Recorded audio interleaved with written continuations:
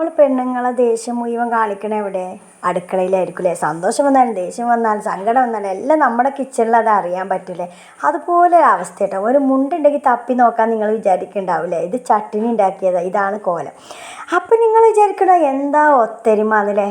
വീട്ടുകൾ രണ്ടും ഭയങ്കര ശത്രുക്കളാട്ടോ. കീരിയും പാമ്പും മാതിരിയാണ് കേട്ടോ. ഇപ്പം രണ്ടാൾ യാത്ര അയക്കണമെന്ന് എന്താ രണ്ടാൾക്കും കുറച്ച് സമയം സമാധാനം കിട്ടുമല്ലോ.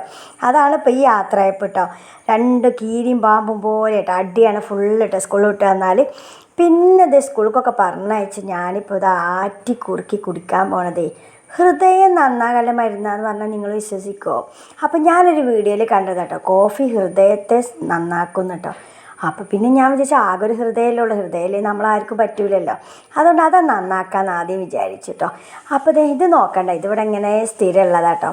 പിന്നെ ഈ അൾമറയിൽ ലോകത്തെ പഞ്ചായത്തിൽ തന്നെ എല്ലാവരും ഡ്രസ്സും ഉണ്ട് കേട്ടോ. ഞങ്ങൾ തള്ളിയും മക്കളെയും എല്ലാ ഡ്രസ്സും ഇതിനകത്താട്ടോ.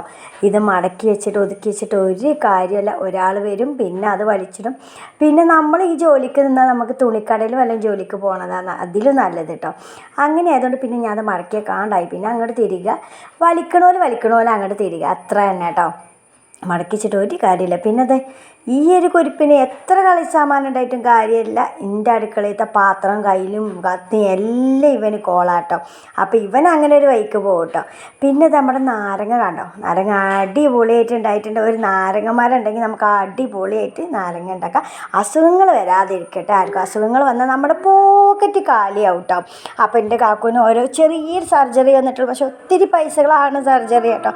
അപ്പോൾ എല്ലാവരും പ്രാർത്ഥിക്കണേ.